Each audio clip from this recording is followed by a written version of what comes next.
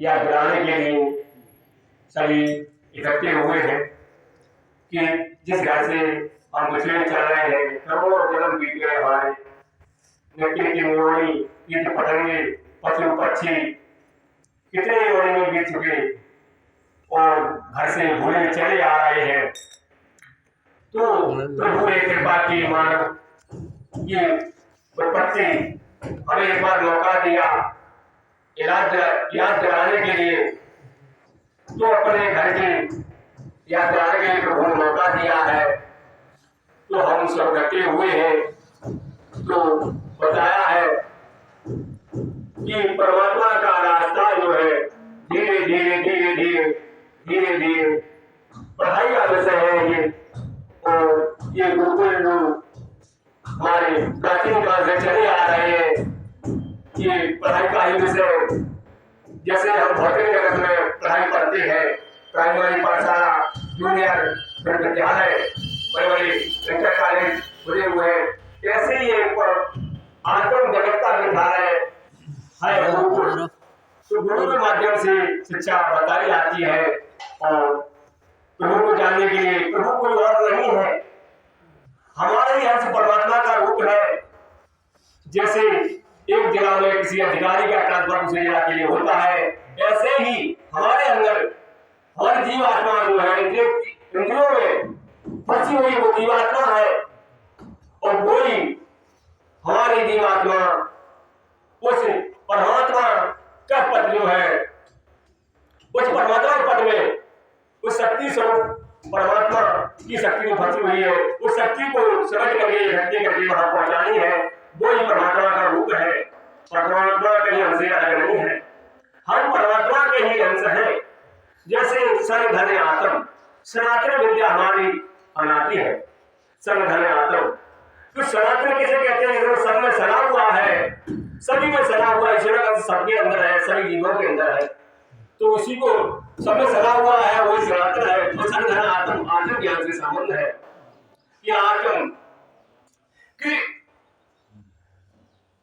सनातन का ज्ञान न जाने का होगा, आदि अनादि सनातन का ज्ञान न जाने का होगा। तो सनातन अनादि विद्या है।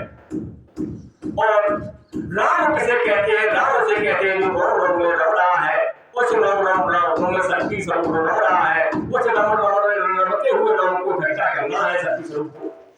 और कृष्ण किसे कहते हैं? कृष्ण से कहते हैं, कृष्ण माने है कसना।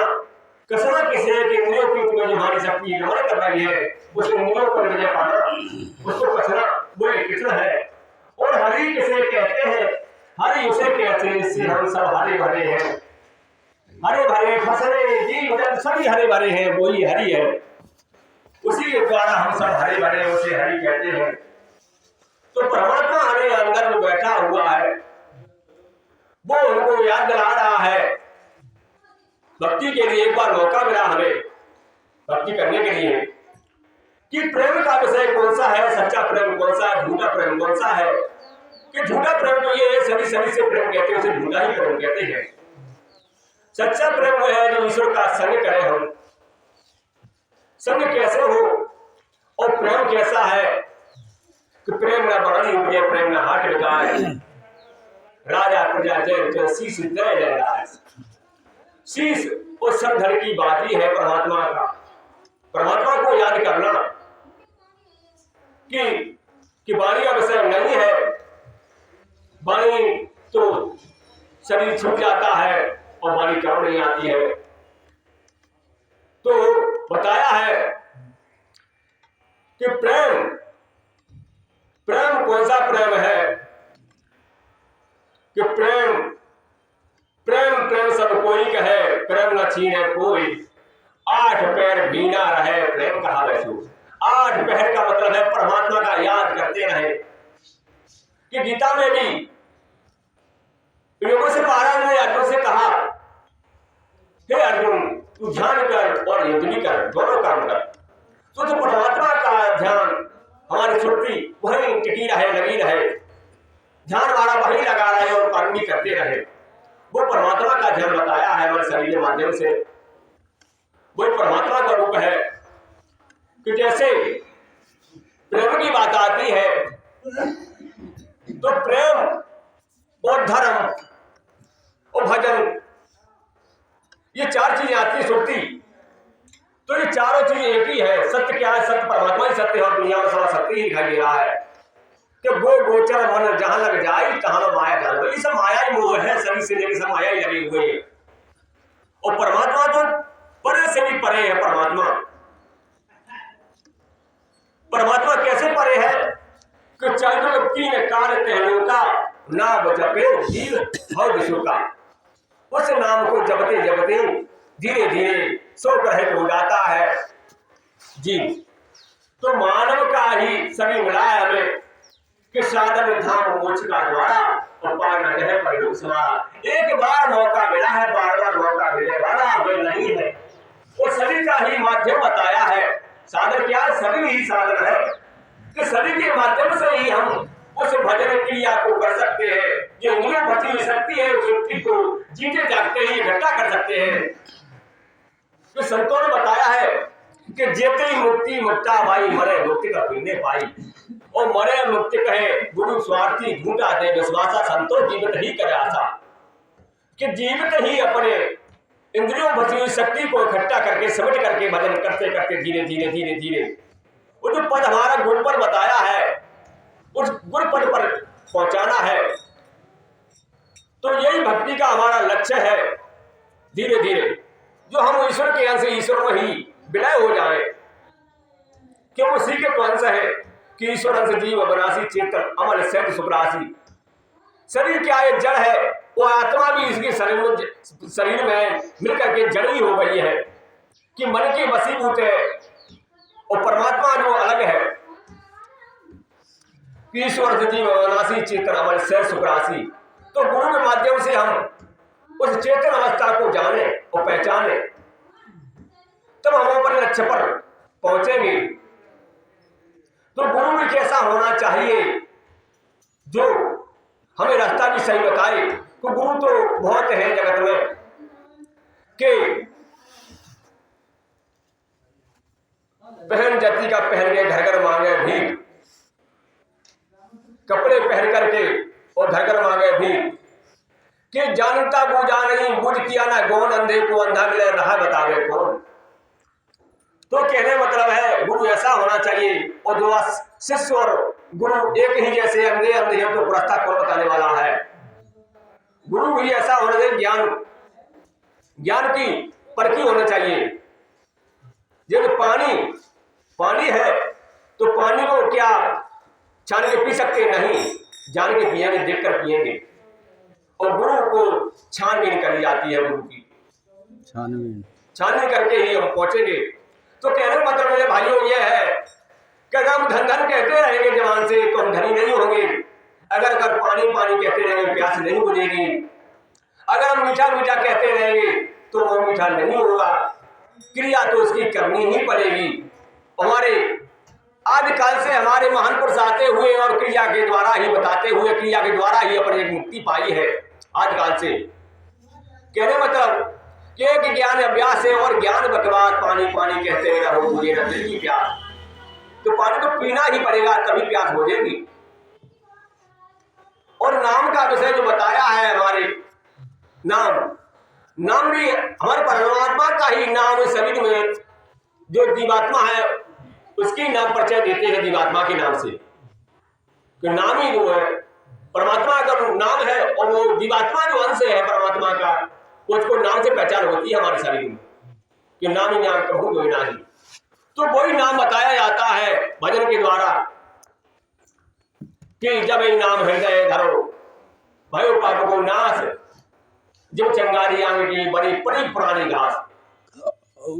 तो पुरानी घास क्या मतलब है कि हमारे कर्म जो पुराने हैं बनते चले आ रहे शरीर के माध्यम से हम जानते नहीं है। मन के द्वारा जो कर्म बनते आए वो कर्म हमारे करते जाएंगे परमात्मा के याद करते करते करते करते वो कर्म हमारे कटेंगे। तो वो हमारे कर्म धीरे धीरे चलते आएंगे। तो घर शक्ति स्वरूप जो हमारा परमात्मा रोम रोम में रम रहा है वो हमारे शरीर के माध्यम से हवन भी बताया जाता है कि आत्मा का आत्मा में हवन, ये अंतर्मुखी हवन है। इससे हमारे कर्म करते हैं धीरे धीरे धीरे हमारे कर्मों का उद्धार हो जाता है धीरे धीरे।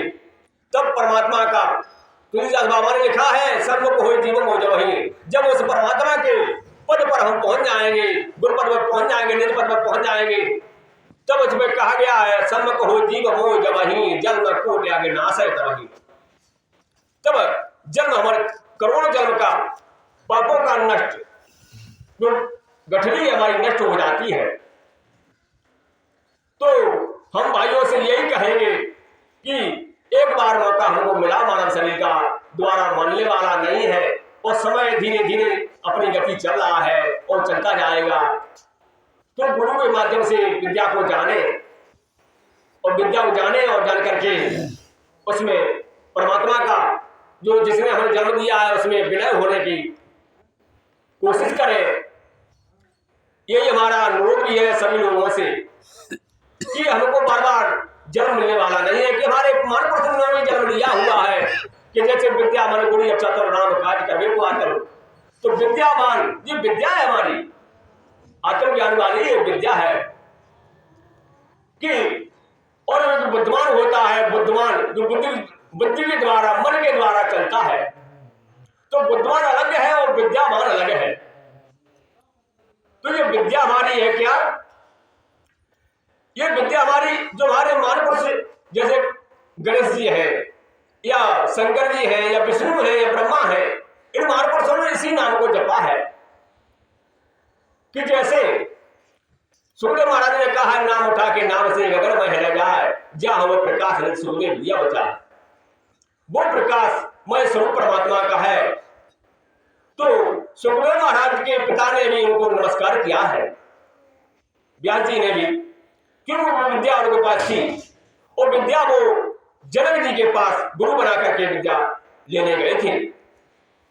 जो बच्चे चली आ रही है अनादिकाल से, राम ने कृष्ण ने सभी ने गुरु के माध्यम से वो विद्या को प्राप्त किया है।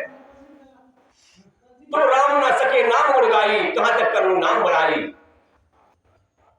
कहां तक करूं नाम बढ़ाई। वो नाम की विद्या अनादि है कि शंभु ब्रह्म विष्णु भगवाना, शंभु ब्रह्म विष्णु भगवाना उपजे प्रभु अंश से नाना। हमें सभी जीव सभी महापुरुष परमात्मा के अंश से ही उपजे हुए हैं और परमात्मा का ही नाम लेते लेते अपना उद्धार को करते गए हैं। तो हमारे तो यही विनती अभी सभी लोगों से है कि हमारे जो रोम रोम में राम रम रहा है, उस राम को शक्ति स्वरूप परमात्मा को गुरु के माध्यम से शक्ति स्वरूप परमात्मा इकट्ठी कर करके इंद्रियोतीत होकर के उस देहातीत के पद पर ले जाएं। धीरे धीरे धीरे अनुभवपीठ में होता जाएगा जब आप चलेंगे। ऐसा बात नहीं है कि ऐसी बात नहीं तो चले आप पहुंचे नहीं, एक न एक दिन जरूर मंजिल पर पहुंचेंगे, चलेंगे अब यहां से और चलेंगे नहीं तो वो विषय अलग है। हम समय कितना भी लग जाए तो पहुंचेंगे मंजिल पर जरूर। तो आप लोगों से यही विनती है अपने मानव कल्याण के लिए आत्मज्ञान की तरफ जाएं और गुरु के माध्यम से विद्या जाने। तो जैसे धर्म हमारा बताते हैं लोग कि धर्म भी यही है, सत्य धर्म कौन सा है? धर्म ना दूसरा सत्य समाना, धर्म भी सत्य के समान दूसरा कोई धर्म भी नहीं है अगर हम पुराण बखाना। तो सत्य क्या? ईश्वर ही सत्य है, जो हमारी जीवात्मा रोम रोम में रम रही है वो ही सत्य है। दूसरी कोई वस्तु सत्य नहीं है, वो ही रहती है, शरीर भी छूट जाता है और जीवात्मा ही रह जाती है और वो कर्मों के बंधन में फंसी हुई यहाँ नाना जीवों में कर्मों का भुगतान ही लेने आती है। तो हमारा तो यही विषय है परमात्मा को जाने और पहचाने। और भजन भी हमारे शंकर जी ने महापुरुष ने बताया हुआ है कि बिन हरि क्यों मां सुनो में अनुभव अपना, सत्य हरि भजन जगत सभी सपना। उमा सुनो में अनुभव उन्होंने अपने अंदर ही अनुभव किया है कि शंकर सज स्वरूप समारा। तो स्वरूप उन्हें अपने अंदर ही समारा अपने आप को और लागी समाधि अखंड पारा। अखंड का मतलब खंड खंड में जो हमारी शक्ति स्वरूप इकट्ठी होकर के अखंड बन गई हो, तब उनकी समाधि हुई, वो परमात्मा स्वरूप में ही लय हुई तो उसी को नाम, उसी को भजन, उसी को धर्म